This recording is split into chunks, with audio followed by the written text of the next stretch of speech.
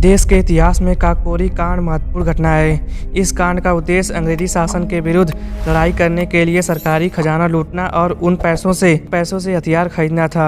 इतिहासकार ने काकोरी कांड को बहुत ज़्यादा अहमियत नहीं दी थी, लेकिन यही वह घटना है जिससे देश में क्रांतिकारियों के प्रति लोगों का नज़रिया बदलने लगा था और वे पहले से ज़्यादा लोकप्रिय होने लगे थे।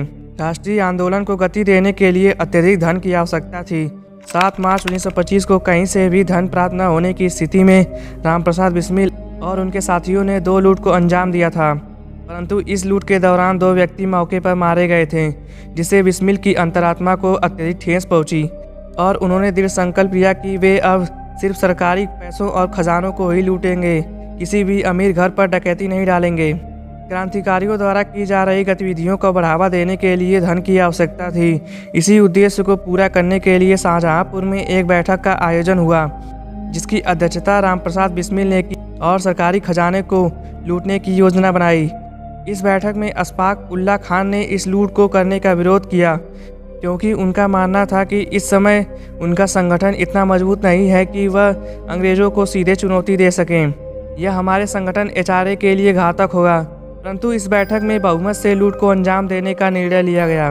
काकोरी ट्रेन की डकैती इसी दिशा में क्रांतिकारियों का पहला बड़ा प्रयास था। पहले यह लूट 8 अगस्त को होनी थी, मगर थोड़ी देर हो जाने से ट्रेन छूट गई थी।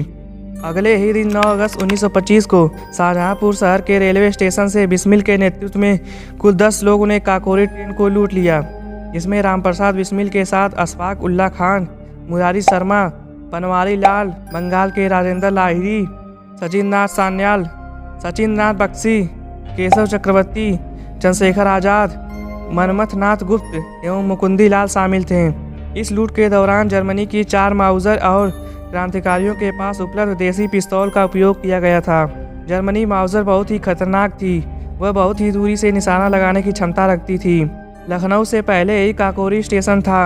जैसे ही ट्रेन वहां पहुंची, कुछ क्रांतिकारियों ने चैन खींचकर ट्रेन को वहीं रोक लिया और डिब्बे से सरकारी खजाने का बक्सा नीचे गिरा दिया। पहले तो उसे खोलने की कोशिश की गई, परंतु नहीं खुलने पर अशफाक उल्लाह खान ने हथौड़े की सहायता से बक्से को तोड़ दिया। अशफाक उल्लाह खान के पास जो जर्मनी माउजर थी, वह उन्होंने अपने साथी मनमथनाथ गुप्त को दे दी थी। मनमथनाथ गुप्त जी से दुर्घटनावश उस माउजर का ट्रिगर दब गया और एक मुसाफिर की मौत हो गई थी। इस लूट के दौरान 4601 रुपये की रकम और चांदी के सिक्कों को चादरों और थैलों में बांध कर ले गए थे। काकोरी कांड में गिरफ्तारी, मुकदमा और सजा। यह कांड ब्रिटिश सरकार के लिए एक नासूर की तरह था और यह पूरे भारत के अलावा इसकी गूंज ब्रिटेन तक जा पहुंची थी। काकोरी कांड की जांच के लिए एक CID इंस्पेक्टर तसद्दुक हुसैन के साथ स्कॉटलैंड के पुलिस दल की नियुक्ति की गई। इंस्पेक्टर तसद्दुक हुसैन को पूरी तहकीकात करने के बाद पता चला कि यह एक सुनियोजित लूट थी, जिसके बाद ब्रिटिश सरकार ने लूट में शामिल व्यक्तियों के नाम बताने वालों को इनाम की घोषणा कर दी। जिसके बाद रामप्रसाद बिस्मिल के ही साथी बनारसी लाल ने पुलिस को सारा भेद बता दिया। यह वही बनारसी लाल है जिसकी चादर लूट के वक्त उसी स्थान पर छूट गई थी। 26 सितंबर 1925 के दिन पूरे देश भर में 40 लोगों को गिरफ्तार किया गया, जबकि इस लूट को सिर्फ 10 लोगों ने ही अंजाम दिया था। काकोरी कांड का ऐतिहासिक मुकदमे की सुनवाई लगभग 10 महीने चली। इस मुकदमे में ब्रिटिश सरकार के 10 लाख रुपए खर्च हुए थे। 6 अप्रैल 1927 को इस मुकदमे का फैसला आया और सभी नामजद आरोपियों को 5 वर्ष से लेकर फांसी की सजा सुनाई गई थी। इस कांड में शामिल क्रांतिकारियों में अशफाक उल्लाह खान और सचिंद्रनाथ बख्शी फरार थे, जिन्हें बाद में गिरफ्तार किया गया और इन पर अलग से मुकदमा चलाया गया। 13 जुलाई 1927 को अशफाक उल्लाह खान को फांसी तथा सचिंद्रनाथ बख्शी को आजीवन कारावास की सजा सुनाई गई। 18 जुलाई 1927 को इस फैसले के विरुद्ध PIL दायर की गई, जिसकी लंबी सुनवाई के बाद 22 अगस्त 1927 को अंतरिम फैसला आया और रामप्रसाद बिस्मिल, राजेंद्र लाहिड़ी व अशफाक उल्लाह खान को फांसी सुनाई गई। जब इस लूट के मुकदमे के दौरान रामप्रसाद बिस्मिल और अन्य क्रांतिकारी जेल में थे, बसंत पंचमी का त्यौहार भी आने वाला था।